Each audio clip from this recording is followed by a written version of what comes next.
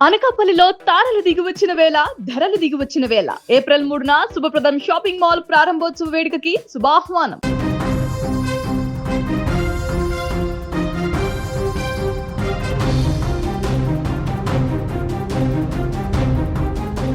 సాధారణంగా దొంగతనం అంటే ఏ బంగారమో లేదా డబ్బో అదీ కాదంటే ఖరీదైన కార్లు కొట్టేయడం చూస్తుంటాం. కానీ ఇక్కడో విచిత్రమైన దొంగ వెలుగులోకి వచ్చాడు.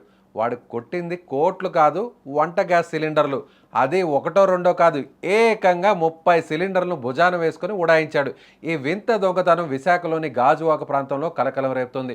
సాధారణంగా దొంగలు చీకట్లో పని పూర్తి చేస్తారు, కానీ ఈ గనుడు మాత్రం పట్టపగలే కస్టమర్ల కళ్ళ ముందే కథ నడిపించేశాడు. రష్ ఎక్కువగా ఉంది, ముందే ఓటీపీ తీసుకుంటున్నామంటూ వినియోగదారులను బురిడీ కొట్టించి గ్యాస్ బాయ్ గ్యాప్ లేకుండా సిలిండర్స్ను దోచేశాడు. విశాఖపట్నం జిల్లా గాజువాక పరిధిలోని చిన్నగంట్యాలో ఉన్న మణికంఠ గ్యాస్ ఏజెన్సీలో ఈ ఘటన జరిగింది. అక్కడ గ్యాస్ బాయ్గా పనిచేస్తున్న అప్పారావు అనే వ్యక్తి తన తెలివితేటల్ని తప్పుడు దారిలో మళ్లించాడు. రోజులాగే గ్యాస్ డెలివరీకి వెళ్ళిన అప్పారావు వినియోగదారుల దగ్గర ముందుగానే ఓటీపీలను సేకరించాడు. ఇంకేముంది, గ్యాస్ సిలిండర్ ఇచ్చేస్తున్నట్లు రికార్డుల్లో చూపించేశాడు.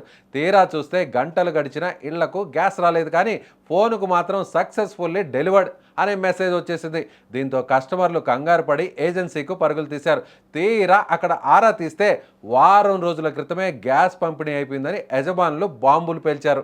అసలు విషయం ఏంటంటే అప్పారావు ఆ 30 సిలిండర్లను వినియోగదారులకు ఇవ్వకుండా ఉడాయించాడు.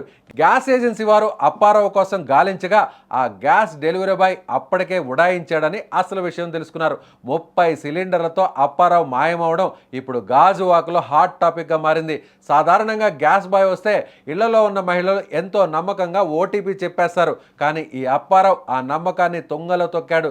అప్పారావు చేసిన ఈ నిర్వాకం చూస్తుంటే పాత సినిమాల్లో దొంగల కంటే వీడు చాలా అడ్వాన్స్డ్గా ఉన్నాడని జనం నవ్వుకుంటున్నారు. చివరికి గ్యాస్ ఏజెన్సీ నిర్వాహకులు గాజువాక పోలీసులను ఆశ్రయించి తమ సిలిండర్ల దొంగను ఎలాగైనా పట్టుకోవాలని ఫిర్యాదు చేశారు. దీంతో పోలీసులు అప్పారావు జాడ తెలుసుకునేందుకు ఇప్పుడు వెతుకులాటను విచారణను ప్రారంభించారు. మరి మీరేమనుకుంటున్నారు?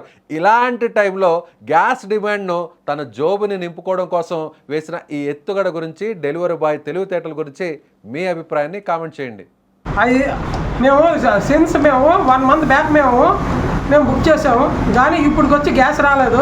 కానీ అలా తిరిగితే మరి ఎలాగైతే వచ్చిందో తెలియదు. డెలివరీ అయిపోయినట్టు 6/3/2026 డెలివరీ అయిపోయినట్టు వచ్చింది మెసేజ్. మరి ఆ గ్యాస్ సిలిండర్ ఎవరికి డెలివరీ ఇచ్చారు? డెలివరీ ఇచ్చినట్టయితే మేము ఎందుకు వస్తాం ఇక్కడికి? అంటే ఇది మాకు తిప్పించడానిక మీరు చేస్తున్నారు, లేకపోతే దేనికి? ఇప్పుడు ఎక్కడా పొరపాటు లేదంటున్నారు. గ్యాస్ బాయ్లు అడుగుతుంటే వాళ్ళు రెక్కలేసి సమాధానం చెప్తున్నారు. కుక్కను చూసినట్టు చూస్తున్నారండి. ఇక్కడ మేము డిపాజిట్లు కట్టుకొని సిలిండర్లకి అయినా సరే మేము ఇచ్చేస్తున్నామంటే, బుక్ చేసుకొని ఉంటున్నామంటే ఏంటి భార్య బిడ్డలు మరి కూడి ఇప్పుడు ఒక చేతితో బియ్యం ఇచ్చి ఒక చేతితో గ్యాస్ లేకపోతే ఎక్కడికి వెళ్ళి బతకాలండి పిల్లల? గాజు అవుతుంది, చిన్నగడ్డలో ఉంది. మా దగ్గర పనిచేస్తున్న గ్యాస్ బాయ్ అప్పారావు ఆయన కస్టమర్స్ దగ్గర సిలిండర్ తీసుకుని, ఎంటీ సిలిండర్ తీసుకుని వాళ్ళకి ఫుల్ సిలిండర్ ఇవ్వకుండా వాళ్ళని నమ్మించి మోసం చేశారంట. గత 15 రోజుల క్రితం కస్టమర్స్ వచ్చి మాకు కంప్లైంట్ చేశారు. తర్వాత అబ్బాయికి పిలిచి వార్నింగ్ ఇచ్చిన తర్వాత ఒక 5 సిలిండర్ వరకు రికవరీ అయినాయి. ఇంకా 25 నుంచి 30 మంది దాకా బాధితులు ఉన్నారు. వాళ్ళందరికీ త్వరలో ఇప్పించమని పోలీస్ స్టేషన్ వారికి కంప్లైంట్ ఇచ్చాము. అబ్బాయి ప్రస్తుతం దొరకట్లేదు మాకు.